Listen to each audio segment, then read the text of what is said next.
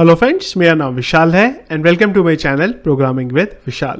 तो सबसे पहले तो गाइस सॉरी, क्योंकि बहुत ज़्यादा डिले हो रहे हैं वीडियोस।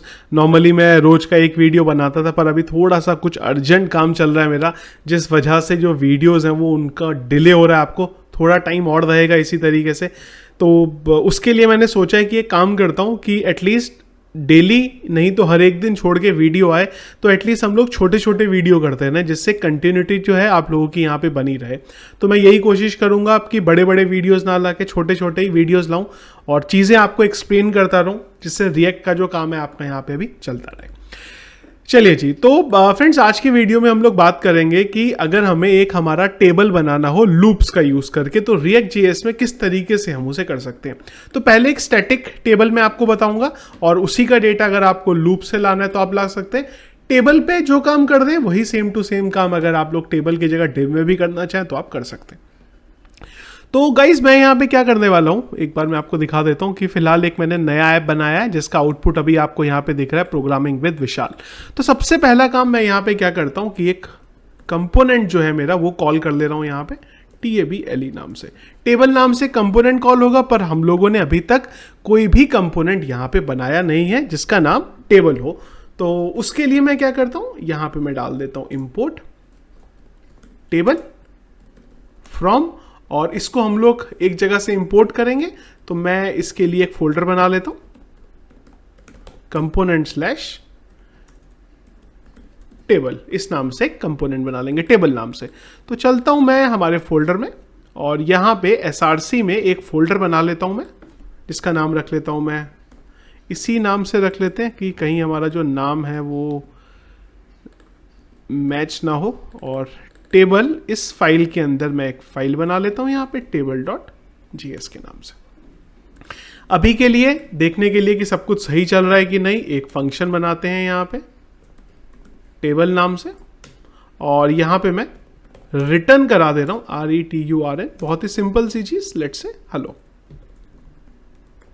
और एक्सपोर्ट करा लेंगे इसे, एक्सपोर्ट डिफॉल्ट टेबल। चलिए जी, एक बार आउटपुट देखेंगे तो आउटपुट यहाँ पे हेलो आना चाहिए था पर आया नहीं। काम करते हैं, एक चीज मैं आपको और बताता हूँ यहाँ पे कई बार पाथ बहुत आसानी से सही करने के लिए। देखिए सबसे पहले हम यहाँ पे कंपोनेंट लिखते हैं। अगर मेरा कंपोनेंट यहाँ पे होता तो ये इंटेलिजेंस मुझे दे देता। मैं ./c करता हूँ, देखिए कंपोनेंट आया, इसके बाद स्लैश करता हूँ, टेबल आया। तो अगर आपका पाथ कभी सेट नहीं होता है तो इस तरीके से भी अगर आप उसे सेट करना चाहें तो कर सकते हैं। रीलोड करेंगे एक बार तो हेलो जो था आउटपुट हमारे पास आ गया। अब मैं क्या करने वाला हूं कि ये जो हम लोगों ने हेलो बनाया था, यहां पे मैं एक टेबल रिटर्न करूंगा। तो इसके लिए मैं कर देता हूं टेबल, सेम टू सेम चीज अगेन आप और भी किसी कंपोनेंट से करना चाहें कर सकते थे। मैं बस खाली आपको चीजें समझाने के लिए टेबल का यहां पे यूज करता हूं। तो एक मैं यहां पे नेम ले लेता हूं और एक नेम के साथ मैं यहां पे सिटी ले लेता हूं, कुछ इस तरीके से। TR को कॉपी पेस्ट करेंगे और यहाँ पे मैं इसे D कर देता हूँ, यानी कि TR और TD में जो है हमारा ये सिस्टम चलेगा। तो यहाँ नाम कर देते हैं लेट्स से विशाल, सिटी कर देता हूँ मैं नोएडा, कॉपी करते हैं इसे और पेस्ट कर देते हैं अमित दिल्ली। चलिए रीलोड करेंगे तो जो सिंपल टेबल है वो हमारी यहाँ पे बन गई। अब इस टेबल में कोई भी रॉकेट साइंस नहीं है, HTML की जो टेबल है वो हमने बनाई है। अब बात ये आती है कि ये तो हार्ड कोड है, पर अगर हमें इसे डायनामिक बनाना हो कैसे बनाए, तो हम क्या कर सकते थे, यहाँ पे एक वेरिएबल बना सकते थे। लेट्स से मैं कॉन्स्ट करके एक वेरिएबल बना लेता हूँ डेटा, और इसके अंदर मेरा जो डेटा है वो मैं यहाँ पे डाल देता हूँ। तो मैं ये जो डेटा हमने हार्ड कोड डाला था इसको मैं स्पेसिफाई कर देता हूँ, नेम मैं डाल देता हूं विशाल, और यहां पे मैं बोल देता हूं सिटी, और सिटी की वैल्यू रख देता हूं मैं let's say Noida, N spelling गलत, नोएडा। इसी को कॉपी करके एक और रेप्लिका बना लेते हैं। इस बार मैं इसको अमित कर देता हूं और इसे दिल्ली कर देता हूं। अब हम लोग चाहते हैं कि ये जो डेटा बनाया इसको हम लोग पास कर सके। तो लास्ट वीडियो में ही मैंने आपको बताया था इसको कैसे पास करेंगे, जिसके लिए हम लोगों ने प्रॉप्स का यूज किया था। तो मैं इधर चलता हूं, इधर चलता हूं और यहां पे मैं डाल देता हूं डेटा। एक बार देखेंगे रीलोड करके, सब कुछ सही है, सब कुछ सही है, एरर कोई नहीं है, ठीक है। अब ये जो डेटा की वैल्यू है ये हमें यहाँ पे रिट्राइव करनी पड़ेगी, तो इसके लिए मैं यहाँ पे एक डाल देता हूँ PROPS, प्रॉप्स। अब इस प्रॉप्स से अगर मुझे डेटा लेना हो, ये सारी चीजें जो मैं प्रॉप्स आपको बता रहा हूं, ये हम लोगों ने जो लास्ट हमारा वीडियो था प्रॉप्स वाला, लास्ट टू लास्ट वीडियो, यहां पे डिस्कस किया था। तो अगर ये प्रॉप्स के बारे में कुछ कंफ्यूजन है तो ये वीडियो को आप रिफर कर सकते हैं। अब हम क्या कर सकते हैं, ये डेटा लेने के लिए मैं यहां बोल सकता हूं प्रॉप्स। प्रॉप्स के बाद डेटा किस में है, आइटम में। तो हम गए props dot item, first data है 0 इंडेक्स में, क्या डेटा पड़ा है, नेम। चलेंगे, रीलोड करेंगे। आप बोलेंगे यार पता कैसे चलेगा, पहले भी वही था, अभी भी वही था, यहां पे भी स्पेलिंग गलत है नोएडा की। तो मैं एक काम करता हूं, नोएडा की स्पेलिंग ठीक करता हूं, फिर आपको पता चलेगा डेटा आया कि नहीं आया। और यहां पे ले लेता हूं सिटी, देखिए स्पेलिंग जो थी ठीक हो गई। इसी कोड को मैं कॉपी पेस्ट यहां पे कर देता हूं, इस बार 1 इंडेक्स, इस बार 1 इंडेक्स। तो अब ये जो डेटा आप देख रहे हैं ना, ये डेटा आपका आ रहा है इस एरे से। अगर मैं विशाल 1 अमित 1 कर दूं तो ऑटोमेटिकली आपका जो डेटा है वो चेंज हो जाएगा। मतलब हमारा जो डायनामिक डेटा लाना था वो काम हमारा यहां पे हो गया। लेकिन क्या अगर मैं यहां पे एक और ऐड करूं, एक डेटा और ऐड करूं, इस बार मैं बोलूं भावित मुंबई, क्या ये डेटा अपने आप यहां पे आ जाएगा? नहीं, ये डेटा अपने आप नहीं आएगा। क्यों?